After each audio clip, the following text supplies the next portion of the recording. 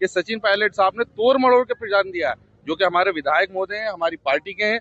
इतने बड़े नेता को इस तरह से तोड़ मरोड़ के बयान देना कि रिफॉर्म की शक्ल में अमेरिका का बुरा, अरे सीधे बोलने में क्या तकलीफ आ रही है कि मुसलमानों के खिलाफ बिल ला रहे हैं, जिसका हम बिल्कुल समर्थन नहीं करते। हमें यही उम्मीद थी पायलट साहब से, अगर टोक आएंगे तो हम पुरजोर तरीके से पूछेंगे उनसे।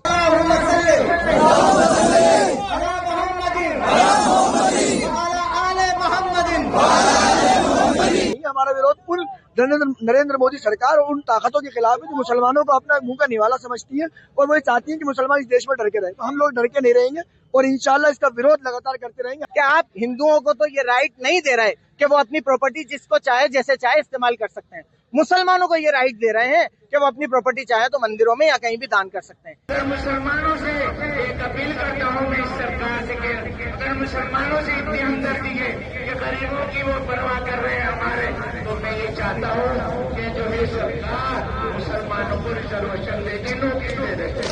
इसको किसान बिल को वापस लिया, इंशाल्लाह हम लोग इस बिल को वापस लेने के लिए सरकार को मजबूर करेंगे इंशाल्लाह। रणनीति तो हमारी वही रहेगी जो हमारे अल्लाह के रसूल की रणनीति थी कि जालिमों के खिलाफ हम लोगों को जंग करना है, लेकिन इस बार जंग करने का तरीका हमारा कानूनी दायरे में होगा।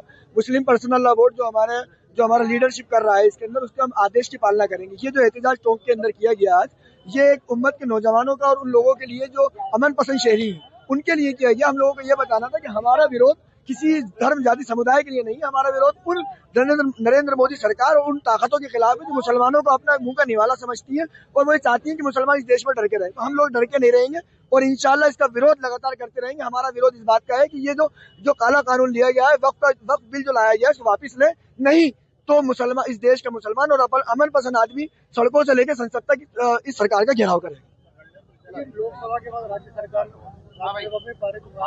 अब राष्ट्रपति के पास भेजा जाएगा, किस तरह की उम्मीद कर रहे हैं? देखिए, हमें किसी से भी कोई उम्मीद नहीं है, हमें इन सरकारों से कोई उम्मीद नहीं है। हमारी उम्मीद न्यायपालिका है। अगर ये सरकार से ये राष्ट्रपति से अनुमोदन होकर ये कानून बनता है, जहाँ तक मुझे लग रहा है कि ये बन जाएगा, तो इंशाल्लाह हम लोग इसे सुप्रीम कोर्ट के अंदर चैलेंज करेंगे। वही हमारी जो अनुच्छेद 19 के अंदर जो हमारा अधिकार है स्वतंत्रता के साथ और तेजीब के साथ विरोध करने का, ये विरोध लगातार चलेगा। जिस तरह किसान भाइयों ने 700 शहादतें देके इसको किसान बिल को वापस लिया, इंशाल्लाह हम लोग इस बिल को वापस लेने के लिए सरकार को मजबूर करेंगे इंशाल्लाह। आवाज उठती है तो बातिल को बेरा कर देती है। ये हमारी आवाजें जो है आज इंशाल्लाह नरेंद्र मोदी सरकार को बेरा कर देंगे। आया है ये सीधे सीधे तौर पे सबसे पहली बात असंवैधानिक है। दूसरी बात, हैरानी की बात यह है कि भारत की संसद में बैठ के देश के गृह मंत्री लोगों को बरकरार हैं। किरण रिजिजू कह रहे हैं कि इसमें 2 या मैक्सिमम 3 गैर मुस्लिम मेंबर्स होंगे। वहीं अमित शाह भारत की संसद में, उनका वीडियो क्लिप सब जगह वायरल है, वो कह रहे हैं कि इसमें कोई मेंबर्स ही नहीं होंगे।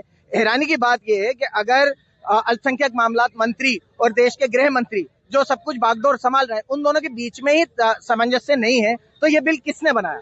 दूसरी बात ये कि अजीब बात है कि आप हिंदुओं को तो ये राइट नहीं दे रहे कि वो अपनी प्रॉपर्टी जिसको चाहे जैसे चाहे इस्तेमाल कर सकते हैं। मुसलमानों को ये राइट दे रहे हैं कि वो अपनी प्रॉपर्टी चाहे तो मंदिरों में या कहीं भी दान कर सकते हैं। किस किस्म का कानून है? मैं आपको बताना चाहता हूँ, अगर ये कानून वापस नहीं हुआ न्यायपालिका से वापस, अभी न्यायपालिका में जा चुका सुप्रीम कोर्ट में, अगर वहां से वापस नहीं हुआ और उसके इन द मीन टाइम भी हम ये अभी एक शुरुआत है, ये तो बस एक झांकी है। आगे देखिए कि किस किस्म के संवैधानिक धरने प्रदर्शन पूरे हिंदुस्तान में होते हैं।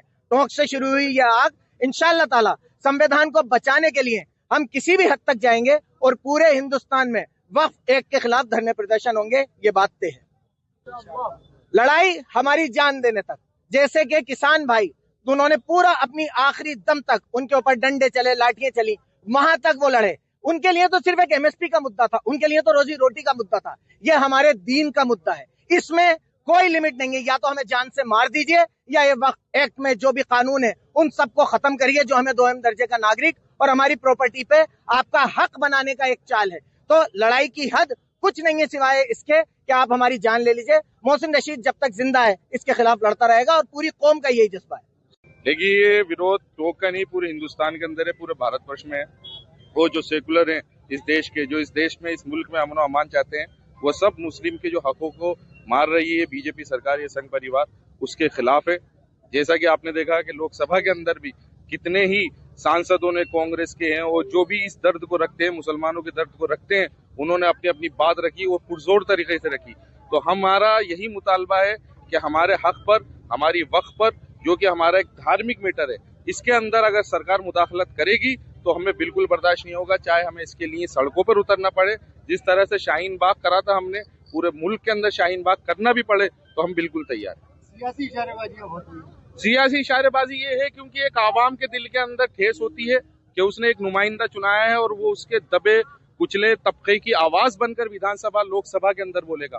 तो ये अगर मीडिया के ही सामने कोई गोलमोल बात करके बोल रहा है और बिल्कुल साफ बात नहीं कर रहा, जिन्हों की पेट भर भर के वोट दिए हैं, तो ये हमारे लिए नाकाबिले बर्दाश्त है। पायलट ने भी आज बयान दिया है। जी बिल्कुल, मैंने आपकी पोस्ट से आपके ही जरिए से देखा कि सचिन पायलट साहब ने तोड़ मड़ोड़ के बयान दिया है, जो कि हमारे विधायक महोदय हैं, हमारी पार्टी के हैं। इतने बड़े नेता को इस तरह से तोड़ मरोड़ के बयान देना कि रिफॉर्म की शक्ल में अमेरिका का बुरा, अरे सीधे बोलने में क्या तकलीफ आ रही है कि मुसलमानों के खिलाफ बिल ला रहे हैं, जिसका हम बिल्कुल समर्थन नहीं करते। हमें यही उम्मीद थी पायलट साहब से, अगर टोक आएंगे तो हम पुरजोर तरीके से पूछेंगे उनसे।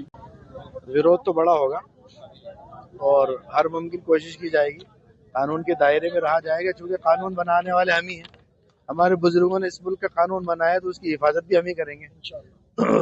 और ये तो अभी शुरुआत थी, आज इतनी बड़ी तादाद आपने देखी, बावजूद ये कि कोई सिस्टमेटिक नहीं था, एक छोटी सी अपील थी, लेकिन ये उम्मत का दर्द है, मुल्क की आवाज़ है। और वक्फ बिल अमेंडमेंट जो लाया गया है, ये एक किस्म का जुल्म है। और जिस तरह की ये बात कही जा रही है कि गरीबों का इसमें भला होगा और औरतों का इसमें भला होगा, इससे पहले 2014 से अब तक कितना भला हुआ है दुनिया जानती है। और वक्फ जायदाद ये किसी की मिल्कियत नहीं है, अल्लाह की मिल्कियत है। इसमें हम अपनों को ही मुदाखलत की इजाज़त नहीं देते, चाहे जाए कि किसी हुकूमत को, किसी गैर को हम उसमें मुदाखलत की और उसमें इंटरफेयर की इजाज़त दें। ये सरासर जुल्म है, इसको वापस हुकूमत को करना ही होगा और इसके लिए हर मुमकिन कोशिश होगी। जिस तरह हुकूमत वक्फ बिल लाई है तो पूरा हिंदुस्तान मिलकर इसको वापस भी करेगा। इससे पहले एनआरसी में सीए के मौके पर और दीगर किसान आंदोलन के मौके पर दिखा दिया गया था।